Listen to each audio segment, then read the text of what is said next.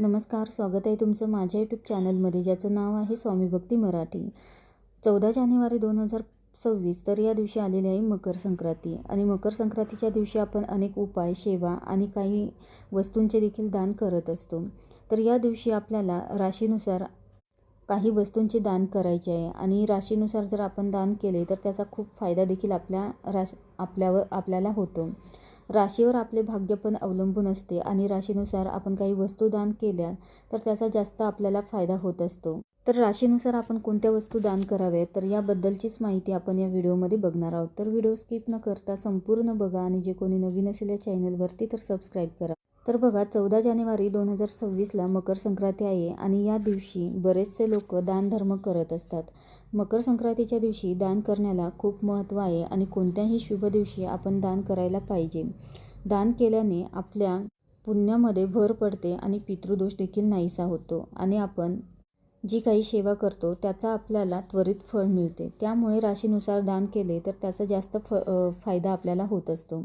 मकर संक्रांतीच्या दिवशी ज्या वस्तू आपण दान करतो त्या वस्तू सूर्य त्यांना प्रत्येक जन्मामध्ये अनंत पटीने देत असतो आणि त्यामुळेच बरेच जण मकर संक्रांतीच्या दिवशी दान हे करत असतात. आपल्या यथाशक्ती दान हे करत असतात. ज्यांना गरज आहे त्यांना दान करावे. तसेच त्या दिवशी सुगड पूजन देखील केले जाते. सुगड देखील आपण दान करत असतो. आणि मकर संक्रांतीच्या दिवशी सूर्य हा धनु राशीतून मकर राशीमध्ये प्रवेश करत असतो. त्यामुळे या दिवसाला मकर संक्रांती म्हटले जाते.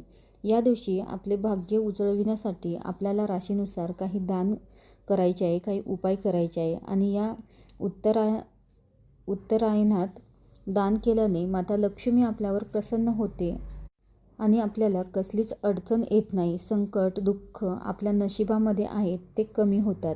आपल्या आयुष्यामध्ये सुख, दुःख हे चालूच असतात, पण ते अगदी दुःखाने जर आपलं आयुष्य भरलेलं असेल तर त्यासाठी असे काही शुभ दिवशी दान धर्म अवश्य करावे, काही उपाय हे अवश्य करावे.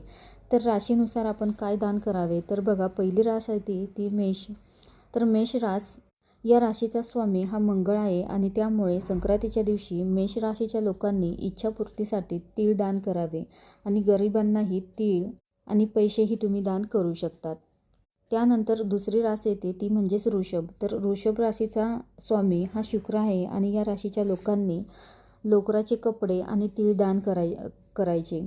तर या वस्तू आपल्याला गरजूंना दान करायच्या आहे. त्यानंतरची रास येते मिथुन. तर मिथुन राशीचा स्वामी हा बुध आहे आणि या राशीच्या लोकांनी हिरवे कपडे आणि तीळ दान करायचे आहे. त्यानंतरची रास येते कर्क. तर कर्क राशीचा स्वामी हा चंद्र आहे आणि या राशीच्या लोकांनी साबुदाणा आणि लोकराची वस्तू या दान करायच्या आहे. त्यानंतरची रास येते सिंह आणि सिंह राशीचा स्वामी हा सूर्य आहे आणि या राशीच्या लोकांनी गहू, लाल कापड आणि लाल फुलं यासोबतच गूळ आणि तांब्याच्या वस्तू दान करायच्या आहे. यासोबतच चंदन देखील तुम्ही दान करू शकता. त्यानंतरची रास येते कन्या आणि कन्या राशीचा स्वामी आहे बुध आणि या राशीच्या लोकांनी ग्रहानुसार तेल, तीळ आणि उडीदाची डाळ ही दान करायची आहे. यासोबतच पांढरे तीळ देखील दान करायचे आहे. त्यानंतरची रास येते तूळ आणि या राशीचा स्वामी आहे शुक्र. तर या राशीच्या लोकांनी तेल, वस्त्र, तांदूळ हे या वस्तू दान कराव्या. त्यानंतरची रास येते धनु आणि धनु राशीचा स्वामी आहे गुरु आणि या राशीच्या लोकांनी तीळ, हरभऱ्याची डाळ दान करायची असते. त्यानंतरची रास येते मकर.